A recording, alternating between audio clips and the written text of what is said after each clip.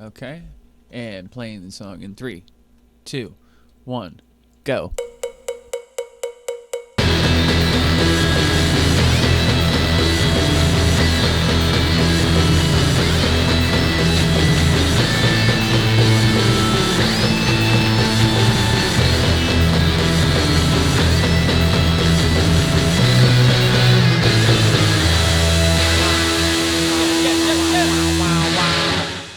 Hello, everybody, and welcome to Roll for Improvement, the D&D podcast that dives deep into the core of the game. In each episode, we put the new features of D&D 2024 to the test. Subclasses, magic items, monsters, and more.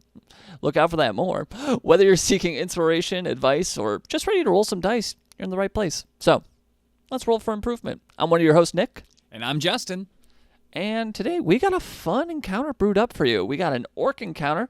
There's some rooftops involved and maybe even some fire. This is an encounter that's brewed up by our very own Justin, one of the hosts of the podcast. Yes, indeedy. But if you guys are interested in having us play test out anything, feel free to send in your guys' stuff.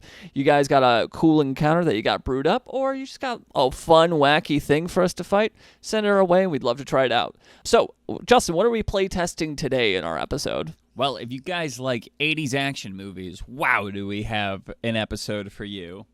We're going to be testing out 4 subclasses. I'm going to be playing a Battlemaster Fighter and a Great Old One Warlock. And Nick's going to be playing a Gloom, Stalker, Ranger, and a Warrior of Shadow Monk. And we're going to be fighting some orcs who love using fire. Oh, they are big old fire boys. They love setting stuff on fire, and we're going to have to stop them. And with that, I think it's time for us to jump in. We are going to be playing the Shadows of the Clocktower. Ooh. Dum, dum, dum. All right, we open up, and the party is relaxing in the bustling town of Wrenhaven after completing their latest job from Rent-A-Hero. The night air is filled with lively conversation, the warmth of a hearth and clinking of mugs. Suddenly, a woman approaches your table. She's a high elf with finely braided chestnut hair, striking green eyes. She seems distraught as she anxiously picks at her nails. "Oh, excuse me. Are you the adventurers who recently slain the Cool who is terrorizing the city docks?" Hero, that sounds exactly like me. I might have had something to do with that. That's my monk Bruce Payne. Yeah. "Oh, well, please, we need your help. My town, there's something wrong. People have been going missing and our clock tower has stopped working. It is said that the magic of the tower protects the people, and now that it's stopped, bad things are happening." Listen, if you want to succeed, the only path is forward. "Listen here, now I'll tell you what. All you gotta do is oil up them gears and get that clock to start going again." All right, I guess I'll take that into consideration, but could you help us?" "Oh, yeah, well, yes, of course. Of course we can help you out.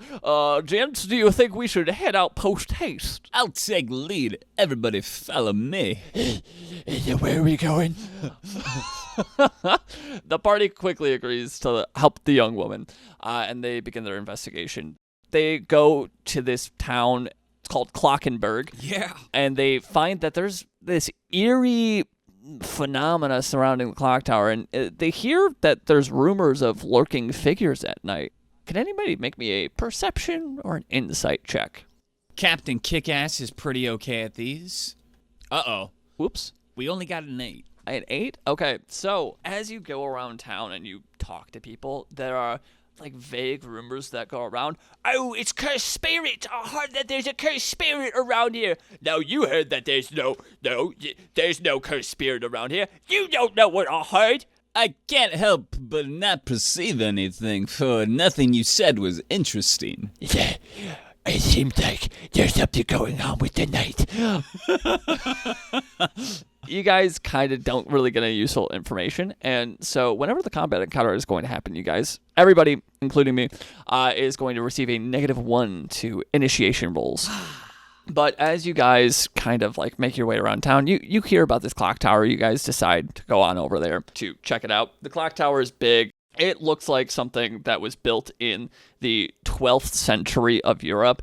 It is giant, made of stone with ornate, like, what's that glass called in churches that looks super pretty?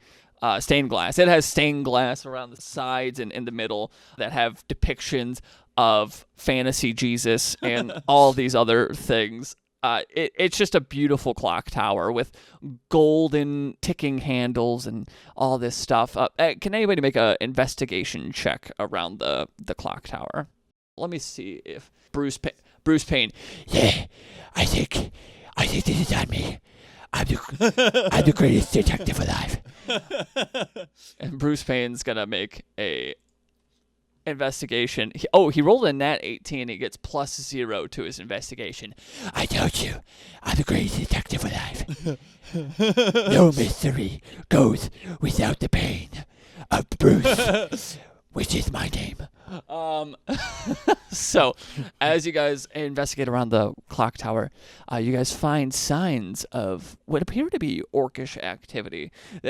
Just general foot sizes of boot impressions, and looks like some sort of rough tools were left behind. Since you guys succeeded on your investigation, you will gain advantage on the first attack made during combat. Ooh. So, you guys spend the rest of the day kind of gathering information throughout town, investigating the clock tower, all that jazz. But as dusk falls, you guys kind of make your way back out towards the night. Everybody has gone off to bed, and what was the grand clock face in the morning, it is now dark, instead of it being like lit up as it normally is. And the magical infused gears seem to start grinding unnaturally. You hear like a really bad screeching sound. And then all of a sudden you sense a very powerful magic coming from up on top. You are able to spot that there are orcs on top of there who have some sort of strange device, and they are connecting it to the clock tower and just kind of laughing. Yeah, this town will know the might of Orc Face. That is me. That's my birth name. So as you guys approach, someone give me a perception check. What do I see before my very eyes? Captain Kickass rolls a 13. With a 13, you're able to see that the device on there, it looks to be some sort of weapon. And if you roll me a history check, you can probably gain a little bit of extra information about it. Good God, man, it looks like some sort of destruction device. Yes, it does look like some sort of destruction device. In fact, as you guys look closely, it looks like the orcs are planting a bomb up on top of there. There are dials, and there's an arcane crystal that floats around it and makes this whirring sound when a very large orc slams it with his fist. This town will crumble beneath my feet. Listen here, team. If we're gonna survive this, we must succeed at the challenge ahead. Oh, I do declare that this town is in a predicament.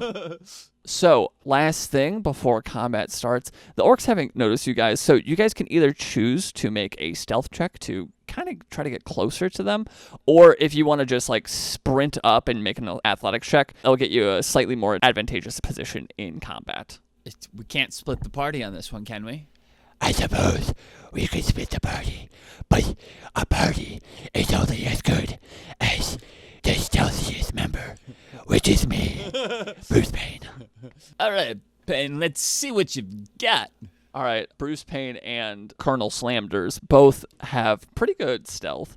So for Bruce Payne, he's going to roll. That's a 21. And Colonel Slamders rolled a nat 2, but he still gets a 9. Jeffrey T. Probst rolls an 8 stealth, and Captain Kickass rolls a 14. Okay, so Bruce Payne is the only one out of everybody who is able to get a more advantageous position. I am one with the shadows. I will show them my fists, and they won't even see it. Yeah. You don't know how much gas they've got in the tank. Are you going to do what it takes to be the survivor? Oh, I do say, I guess stealth was not my forte today. Okay, the orcs are going to see you guys, other than Bruce Payne, who is snuck up into a good position, and they're going to be like, Oi, hey, we have some intruders. Get 'em, boys.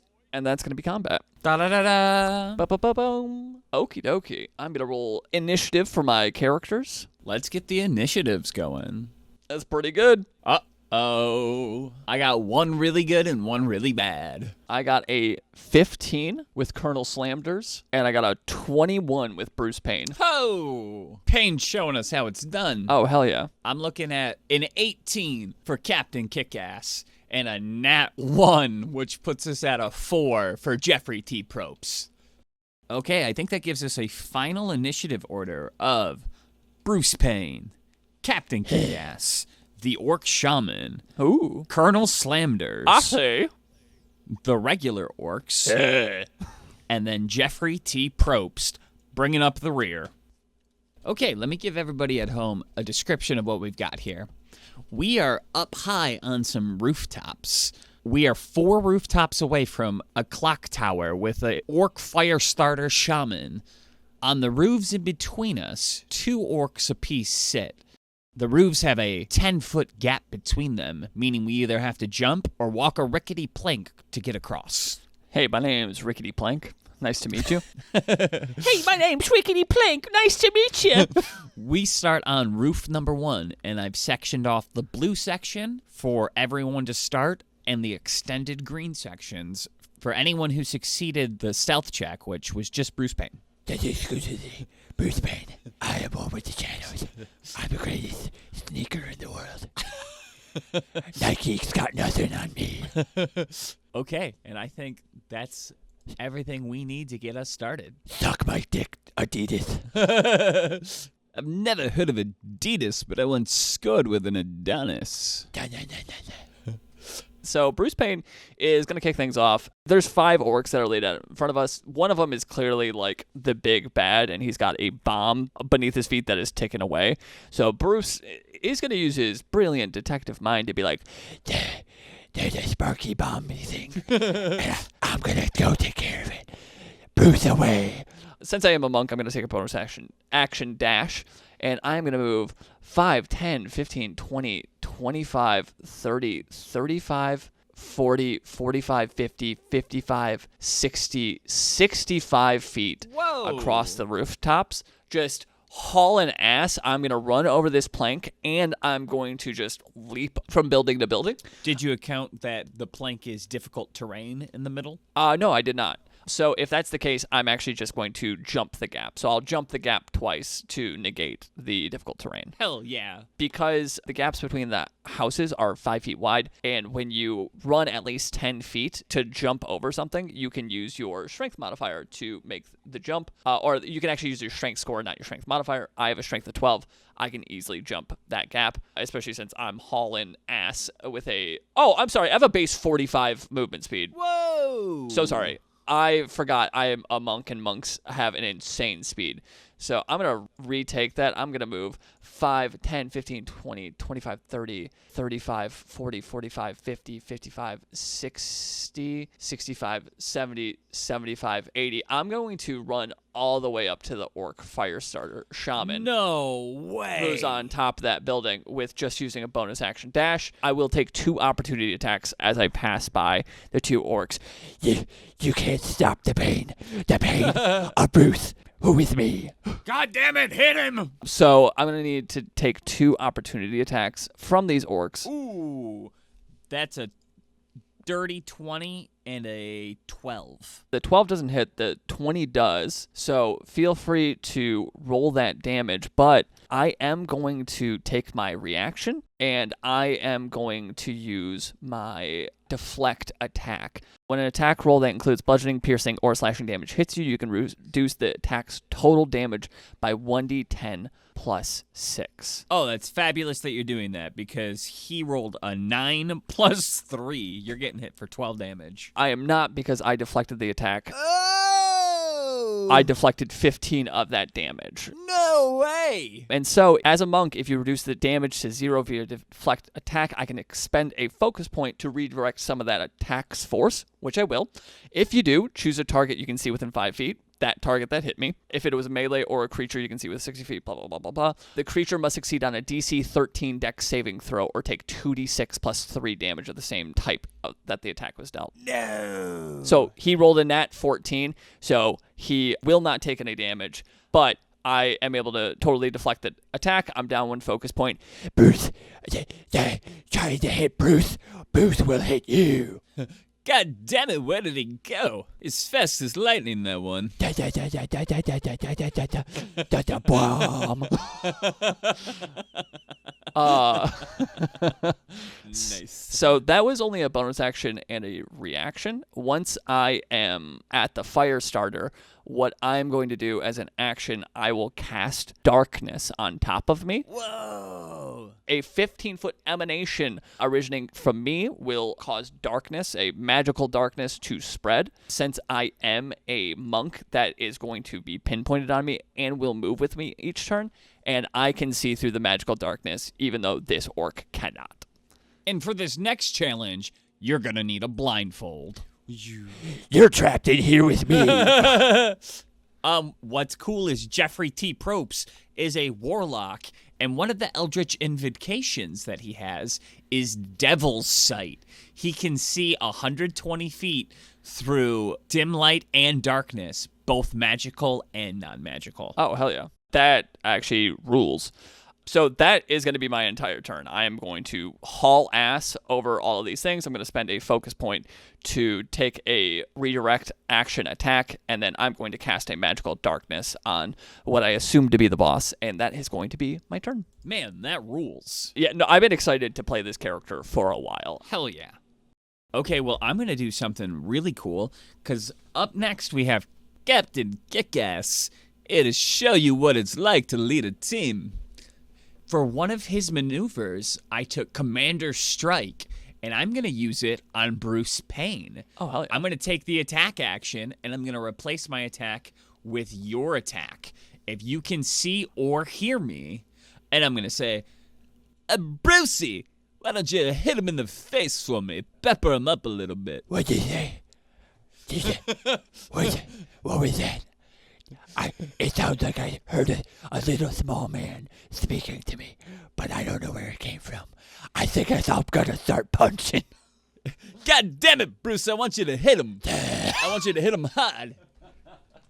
All right, cool. So I can make one of my attack actions? You can use your reaction to make one attack action against him, and if you hit, you can add my superiority die to the damage roll. I'm so sorry. I already used my reaction to negate that damage, so I can't do another one. You butthole. I know, but that was a cool idea. Actually, I really like that you took Commanding Strike. I'll make sure not to use my reaction for future turns. Okay, Captain Kickass. Captain Kickass is going to run and jump over the roof and engage with an Orc Grenader. Because he took the origin feat of Magic Initiate Cleric, he's going to cast the spell Shield of Faith on himself to bump his AC up to 20. Oh, hell yeah. We love a 20 AC. Nobody can touch Captain Kickass without Captain Kickass's permission. I do declare you can't touch no Captain Kickass. Hit me if you can, but I swear to God you won't. And then Captain's gonna swing his sword at the Orc Grenader. Oh, no, that's a pirate again. You'll never take me alive. And that's a 16 against his 13 AC. That's a hit. Oh, that's a hit for sure. All right, we're doing 1d8 plus 5 damage. Woo! That's a natural 6. We're looking at 11 damage to this orc with 15 health. He's looking low. Oh, hell yeah, dude. I do say, boom shakalaka. And I think that's all we can do with Captain Kickass, which puts us onto the Orc Firestarter Shaman. All right. So he is in total darkness right now. What?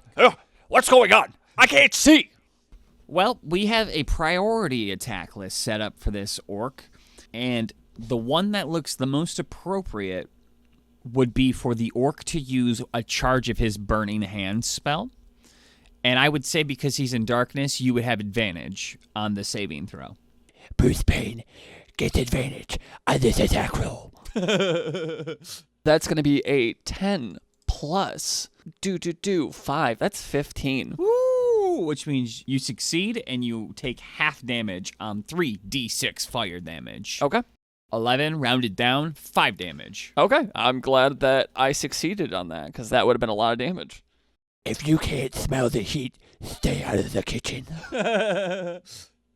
The Firestarter being blind doesn't really have any bonus actions available to him. You've really cut off his options for bonus actions. I thought it was a good move. Hell yeah. It was a sick move. Yeah, great move. Listen, audience, if you've listened to our episodes, you'll learn about me that I love moving 80 feet in one turn and doing a kick-ass action. That's kind of my thing. Those are the characters I enjoy playing. It does rule, honestly. Charging across the map. I recommend it. It's fun. Super fun. All right. After the Shaman comes Colonel Slamders. Oh, I do say it is a Colonel Slamders. Right now is the chance to show us what you're made of, Slamders. Colonel Slamders does do very well in darkness because he is a Gloom Stalker Ranger. Gloom Stalker. But I think he's just going to take it one step at a time. As a Gloom Stalker Ranger, he is going to... I know exactly what he's going to do. 5, 10, 15, 20, 25, 30. He's actually going to position himself on the roof. That way he can make a running jump next turn if he needs to get over to the next side.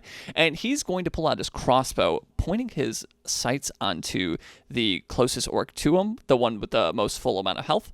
And the first thing that he's going to do is he's going to use his bonus action to put one of his hunter's mark on him. Oh. Yep, so he's going to put a hunter's mark on. I always have 2 prepared because I am a ranger. And with hunter's mark, what Hunter's Mark does is, as a bonus action, you can magically mark one creature you can see within range as your quarry. Until the spell ends, you deal an extra 1d6 force damage to the target whenever you hit with an attack roll. Nice. You also have advantage on any wisdom or perception or survival checks to make to find it. If the target is reduced to 0 before the spell ends, you can take a bonus action to move the mark to a new creature you can see within range. And the range is 90 feet. Wow. So that's kind of huge. So since I did that as a bonus action, I will then make my attack against him with my crossbow. Yeah. And that's going to be a nat 19. Oh, wow. Yep. I'm going to say that's a hit. It's pretty good. So I'm going to roll a 1d10 plus 3. That's already 12 damage. Plus the d6, that's 17 damage with the Hunter's Mark. Oh, my, yeah. That one-shot KO. With that, I am also not done. Even though he's dead, I'm also going to push the target. If you hit a creature with a heavy crossbow, you can push a creature up to 10 feet in a straight line away from you. So I'm going to push him off the roof. His dead body goes slunking off the side. Oh my god, it's raining dead bodies! Oh, jeez, help us! It's raining, man! There's so many dead bodies in the street. Orc blood! We're a village of orcs! This is a sign! A sign from the gods! Okay, and Colonel Sanders is going to say, I do declare you're f***ing dead. God damn it, Slamders. You can't just be slinging bodies off the roof. Think of the children. I do say those children are mighty safer with that orc dead. Okay, and after Slamders comes the orcs themselves. Ooh. The orcs, following their priority list, the ones that are carrying Alchemist's Fire. If they can throw it, they will. Oh, so the audience knows, for all these enemies, we have created a priority list of things that they will do in order. Just so we know, since we are both DMing this and playing this, we have a priority list of what the enemies will do so we can follow that in order. One, for us, so we can kind of enhance our play of being able to play this as kind of a more autonomous thing. But 2, also, we recommend that to any of your guys' games because, each enemy has their own base intelligence and they would do different situations in certain actions. So if you want an example of what that might look like, you can always hit us up in our Discord or Patreon, whatever we're going to have set up for you guys to be able to look at these things. We're not exactly sure yet, but we'll have it out there for you. All right, back to the episode. Okay, so the orcs that are carrying Alchemist's Fire are gonna huck them on the ground, burning the thatch roofs, setting them ablaze. Ah, the humanity! Oh, the humanity! Oh, there's so much smoke and fire! Oh, I think I see something burning over there. We gotta get ourselves the heck out of here. I don't know why, but I'm struggling with the orc voice today. I don't know what the orc voice is. Orcs would sound like this. Orcs will sound like this. All right, let me get some more water because my voice is already scratchy from doing Bruce Payne. I'll be right back. All right, well, I'll get back to the turn. And that's just their bonus action. The one that's engaged with Captain Kickass is going to attack, and the other 2 orcs back on roof number 3 are going to move in at full speed to engage. Those bastards. One of them sprints across the plank using aggressive. The other one leaps across the gap in the roof to engage. We don't take kindly to people trying to stop our bombs. And Captain Kickass is going to take 3 great axe attacks. They have great axes? God damn. They're swinging with a +5. Oh no, Captain Kickass! I see a nat 20 in there. So that's going to be a critical success and a regular success. Hachi machi. Okay, so the great axes are going to deal 1d12 plus 3. Ooh, hot mama. 31 damage. Ow! Captain Kickass only has 37 health, so that hurt. Ow. Geez, so you just went down to 6 health? Yep. Oh, boy. Oh, boy, indeed. Okay, well, luckily, none of us are healers, so... Yep. Well, hey, you know what? Luckily, our Lord and Savior, Jeffrey T. Probst, is up. Jeffrey T. Probst. I do. Save him, Jeffrey Probst. You guys, when you're down like this, now is the time to dig deep. I do say he's such a charming, enigmatic man. Okay, big turn coming for Jeffrey T. Probst. Jeffrey is going to cast Hex as a bonus action on one of these orcs engaged with Captain Kickass, the one with full health. Oh, hell yeah. And what does Hex do? Hex is a concentration spell that just places a curse on a creature you can see within range. Until the spell ends, you deal an extra 1d6 necrotic damage to that target when you hit them with an attack roll. They also get disadvantage on an ability check of my choice. I'm going to choose... Dexterity. Choose dexterity. And I'll choose dexterity. And then I'll shoot him with an Eldritch Blast. Pow! 1d20 plus 5. Ooh, that's only a 9. So the blast goes wide over his shoulder, but the hex still lingers in his mind. Trying to hit me with magic, you fucking dick. How dare you try to hit me with magic? Are you out of gas in that tank? Are you ready to give up? You never know how these other competitors are doing. They could be ready to go all day. Yeah, I could go all day. I'm an orc. Okay, and that'll take us to the top of the turn order.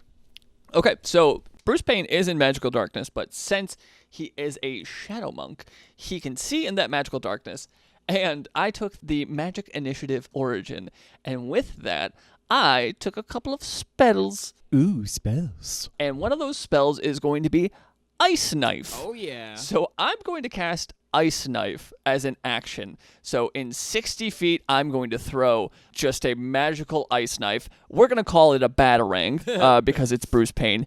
Taste my justice, you fucking idiots.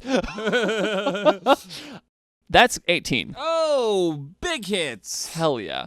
The initial damage of that is going to be 4 damage to this initial orc. But then all of the orcs have to do a dexterity saving throw. Let's see it. 3d20s. Oh, no. All 3 of them failed. They failed their fail. saving throw. They're gonna take 2d6 cold damage. Yeah! And I rolled a 4. So I rolled 4 damage against the 3 of orcs, but that's 12 damage total, which is not bad. One of the orcs only had 4 health left over, so my ice batarang flies, and it explodes, killing him outright. Do you want to take over the orc voice? I'm just not nailing it. Oh, that hurt. I'm dead. Perfect. And so, boom, a giant ice batarang explodes, and Bruce Payne just says, You got to taste part of what makes me cool.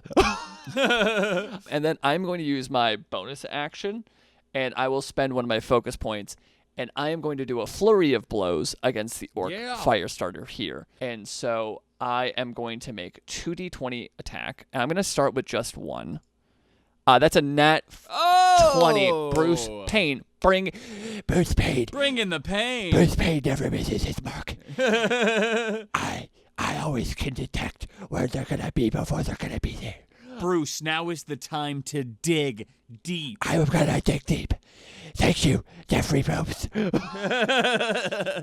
God, what a f***ing enigmatic man.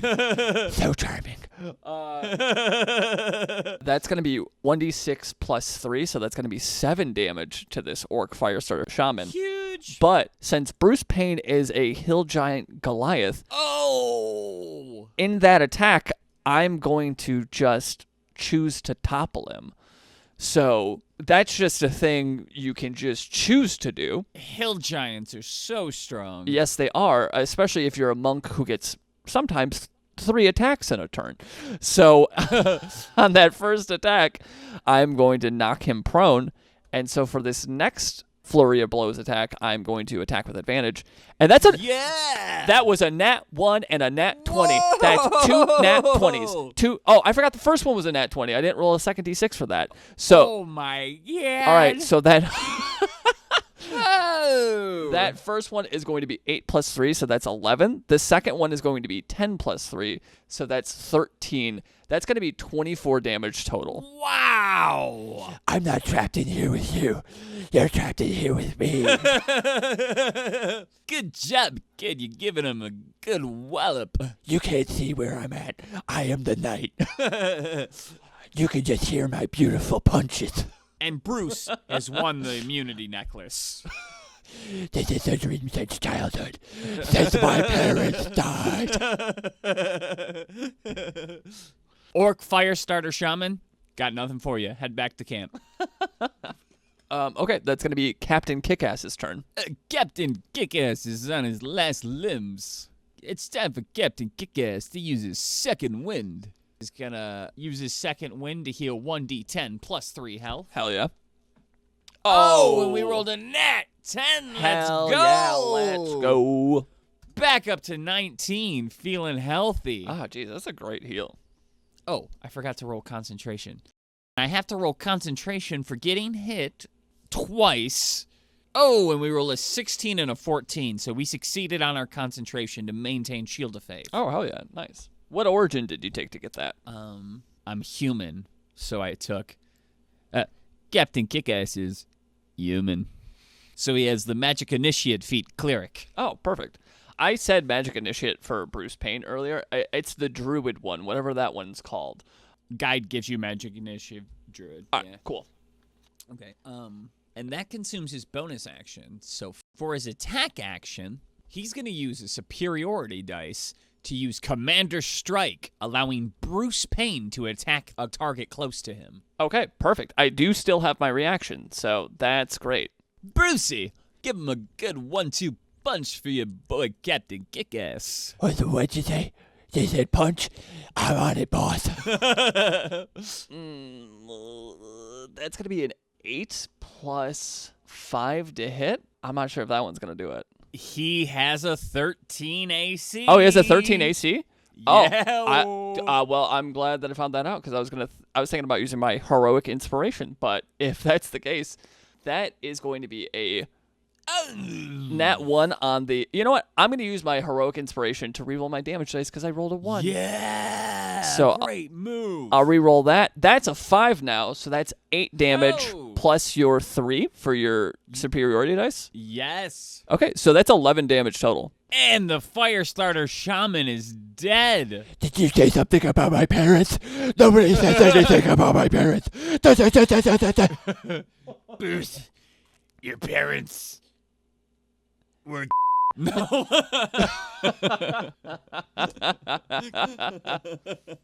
So yeah, Bruce Payne just beats this Firestarter to a bloody pulp. My face! My face! Die, you dumb dick. It really, really hurts. It should. I'm the greatest detective at punches. Why does it feel like justice? I studied the art of punching, and your face is is my textbook. Nice. That was a good one. That was pretty good. I was happy with that one. That was a good one. Swear to me. Okay, and that's gonna be the end of Captain Kickass's turn. Hell which yeah. takes us to the dead orc shaman, who's not doing nothing. I'm dead. I can't do nothing. Which means it's Colonel Slamders' turn. Oh, I do say, it's time to go to Slam Town. Okay, so I will, there's 2 of these guys left, and so what I'm going to do is I will use my bonus action to put my Hunter's Mark over to the one that has less health. I just want to guarantee the kill. So I'm going to use a bonus action to move my Hunter's Mark over to that, because if a creature is reduced to 0 HP, that's something that you can do. And then I will make my attack with my crossbow at a +7. Yo! And that is going to be a nat 6. That's 13. Big! At 13 hits. That's exactly his AC. Well done. Absolutely sick. And so, to add a little... oh, no, I can't. Damn it.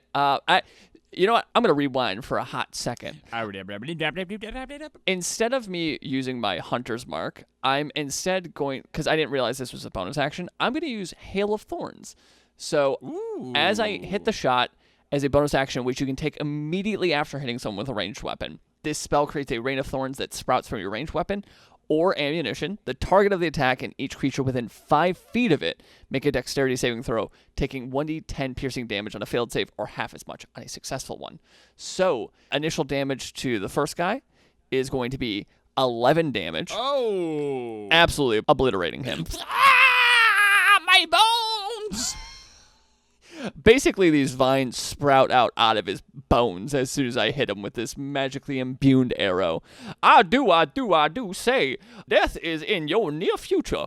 And then this other guy is going to need to make a dexterity saving throw. Ooh, that's a nat 1. Not gonna do it. Not gonna work. And that is a max 10 damage. Dude, you are rolling big. I'm rolling hot. Rolling hot tonight. Holy shit. Okay, there is one orc left on one of these buildings. There is fire that's burning on the rooftops, but it's pretty contained. That's going to take us to the Orcs' turn, I believe, after... The Orcs' turn, the one and only remaining orc with a single point of health, who has a fallback action. If he's reduced under 5 or fewer hit points, he in theory should just run. Okay. You want to make him run? Or should he fight to the death like a man? Men would fight to the death. This orc has a mission to do, and he's not going to go home until it's done. He's going to swing his great axe. 15 plus 5 is going to hit the 20 AC of Captain Kickass. He's not going without a fight. That's 1d12 plus 3 damage. That is going to be a 4 plus 3, so that's going to be 7 damage. It's a hit, but it's not enough to bring Captain Kickass down. 12 health left on the captain, and it's Jeffrey T. Probst's turn. Oh, I do say, Captain. I'm sorry, Orc, but the tribe has spoken. It's time to snuff your torch. Bring me your torch, bring me your things. I'm going to ask you to leave tribal council immediately.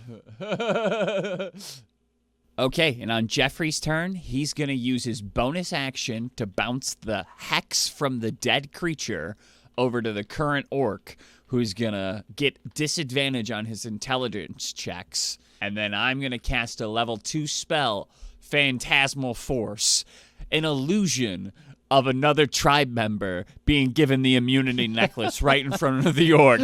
So devastating. He takes 2d8 psychic damage. Oh, that's my biggest nightmare.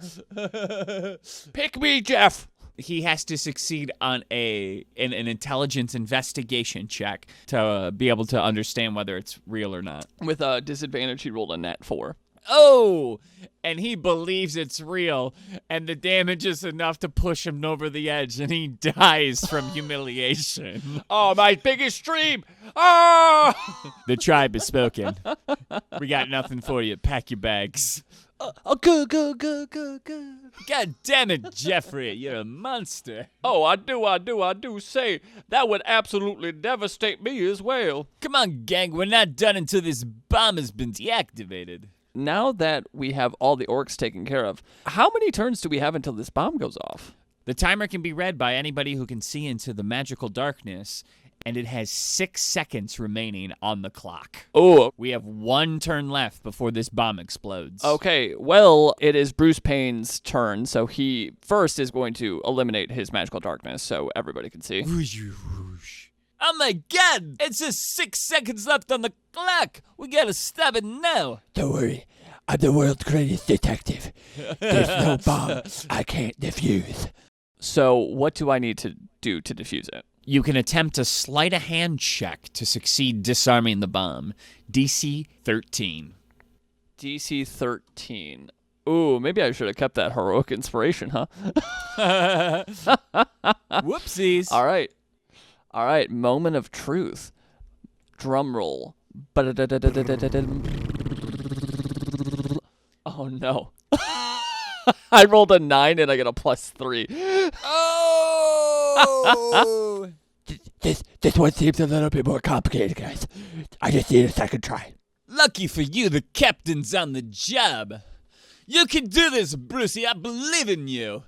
And with his magic initiate cleric origin, he is going to cast guidance and give you a 1d4 bonus to this skill check. Oh, nice. Wait, can you do that as a reaction? I'm going to do it beforehand, before you do it. We're going to have you go first with this knowledge. You're You're going to give me that first. And so I rolled a 1 on the 1d4 guidance roll. That is going to put me exactly at 13.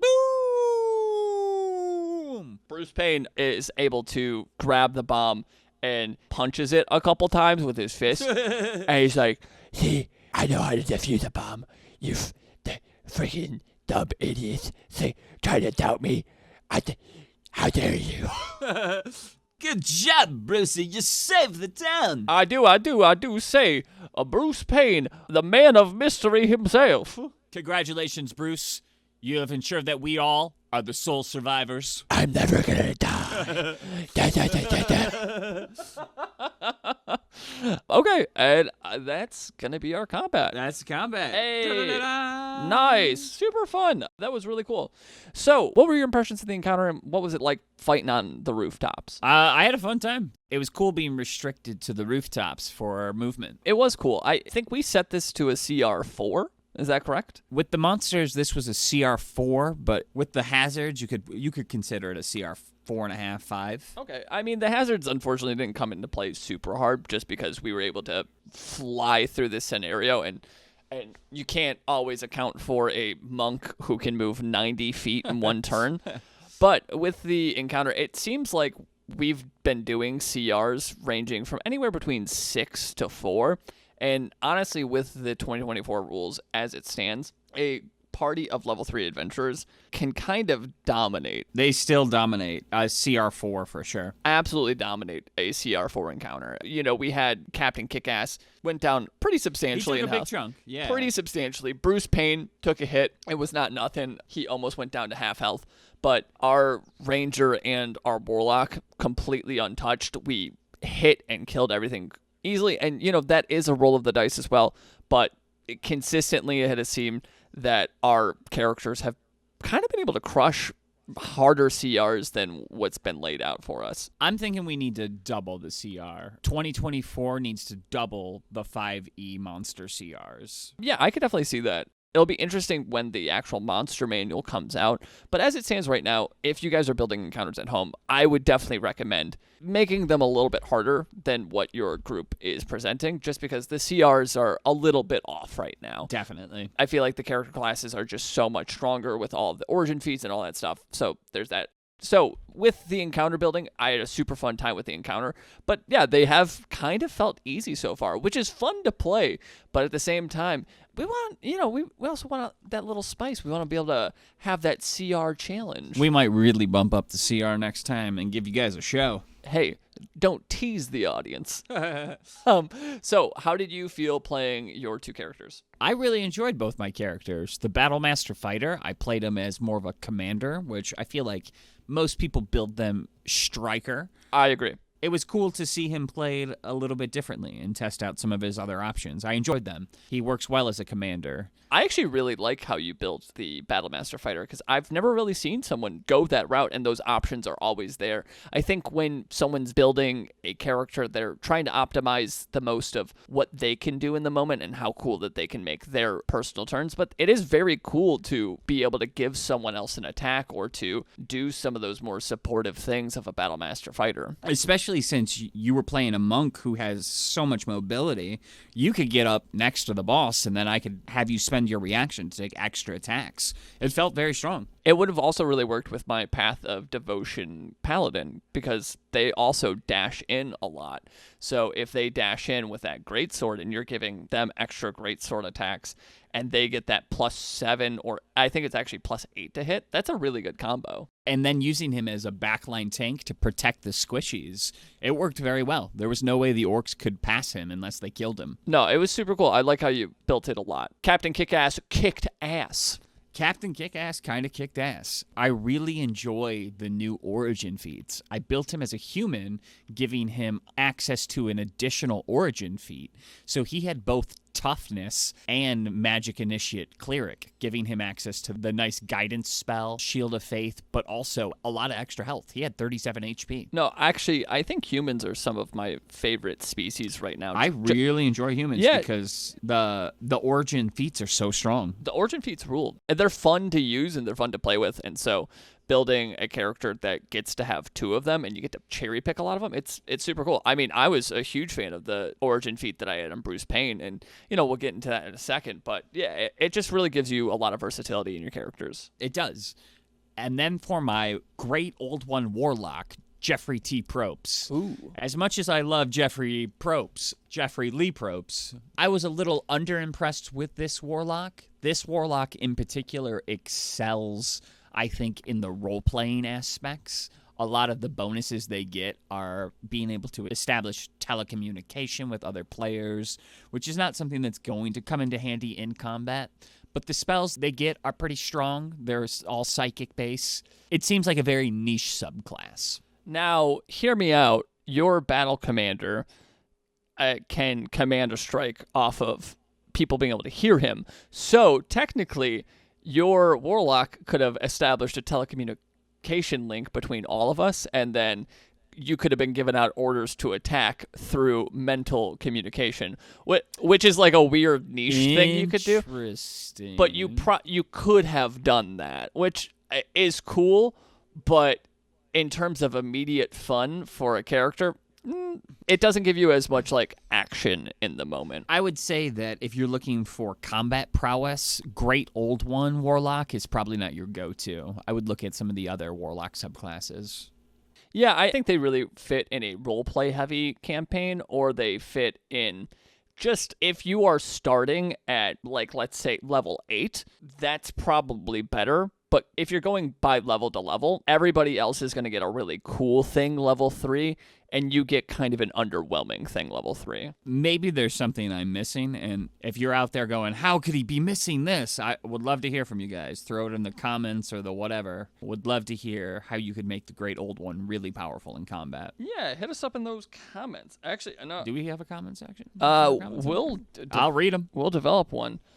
Okay, and so what did you think of your Ranger? So with the Ranger, it was great. Unfortunately, the the orcs didn't have enough health for me to be able to utilize this, but the Gloom Stalkers can add 2d6 to the damage roll when they hit. Wow. Yeah, and they can do that 3 times because my wisdom modifier is 3. I never got to use that because with the crossbow and the hunter's mark, that's already a shit ton of damage. You were one-shotting these orcs. One-shotting them, and they had 15 health, which is, it's not a ton of health, but it's not nothing either. Especially with the environment that we were on, I could also push them off the roof, which I know the body was already dead when I did it, but it still ruled. It felt cool. It would have done an additional, 1d6 to them, so that would have been nice. I think that the Gloom Stalker Ranger they're super cool. I didn't get to utilize some of the niche things that they get. Like, if they're in darkness, they're considered invisible. That's pretty cool. Oh, wow. So you could have comboed that with Bruce Payne's darkness. Yes. So if I was in Bruce Payne's darkness, I would have been invisible. Hell yeah. Hunter's got a lot of love this time around, and it shows, and it felt good to play. You felt like a very powerful archer the whole time. Like, you were striking hard and fast. Oh, absolutely. And I always had the option to amp that damage up by an additional 2d6.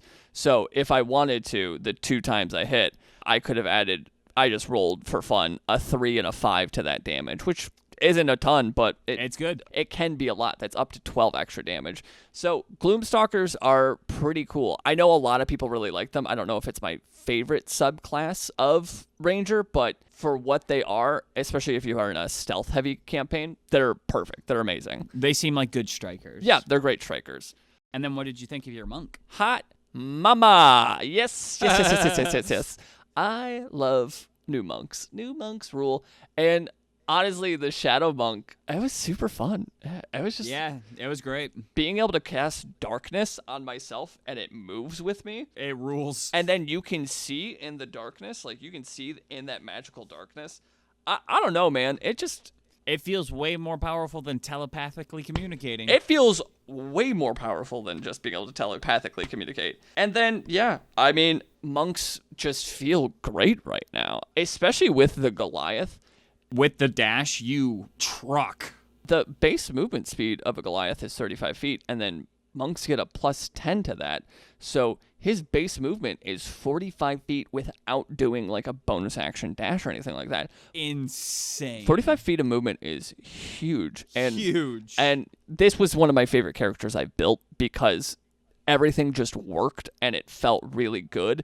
And then when I played it out, it felt amazing. It was a very good showcase for the monk. Yeah, you were playing them very well. It's when I play video games and stuff like that, this is the kind of character I like to play. I like to play characters that dash in, do a bunch of damage, and then can get out. And so Monk really fits that playstyle. And specifically the Shadow Monk, you get that utility. Playing him as a hill giant too also ruled. Yeah.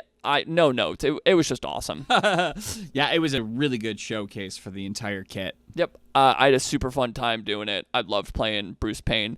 I love doing that dumb voice. Bruce Payne, he brings the pain and justice. The perfect character voice. The darkness, it belongs to me. That was a Viger quote from The darkness, it belongs to me. Oh, that was pretty good. Do you have any final notes before we wrap up? I don't think so. No, I had a great time playing both characters. I would definitely recommend a Battle Master Fighter to anybody who's looking to be a melee character. And while Warlock was fun, I would probably recommend one of the other subclasses if you're looking to be in a heavy combat setting. However, if the telepathic abilities suit your needs, go for them. They are very cool. Yeah, if you're playing like a heavy role-playing one, that's a great character class. Otherwise, I am inclined to agree with you. I've looked at the other Warlocks. They're better choices. But Gloomstalker Ranger or the Shadow Monk, 100% recommend. They're both very fun. Both classes as a whole, not even the subclasses, got a lot of love. And they just feel like they're in such a better place than they were in the 2014 rules. They seem like they're in a much better place. Oh, they felt great. They were both really fun to play. All right, you got any final words? I don't think so. Hey, guys, be good out there. You know? Be good out there. Be good. If you see someone and they need something, you know, be good. Help them. Do good. Maybe help them out with it. Thank you guys so much for listening. If you guys have listened to all 3 of our episodes now, we really appreciate you. This is a cool... You guys rule. Yeah, you guys rule. This is a fun thing for us to do, and we're happy to be able to play test it. I think we are through maybe our first round of doing all of the classes. That's pretty cool. So we're going to start mixing and matching some new classes for you guys, and just keep trucking away through all those subclasses. But once we're done with that, if you guys would like us to try anything else, if you guys would like to see these subclasses at a higher level, if you would like to see specific encounters or anything like that, please feel free to reach out to us. Let us know. We'd love to hear from you. But until then, I have been Nick. I've been Justin. And this is Roll for Improvement. Take it easy, guys. Love you guys. Peace out. Peace.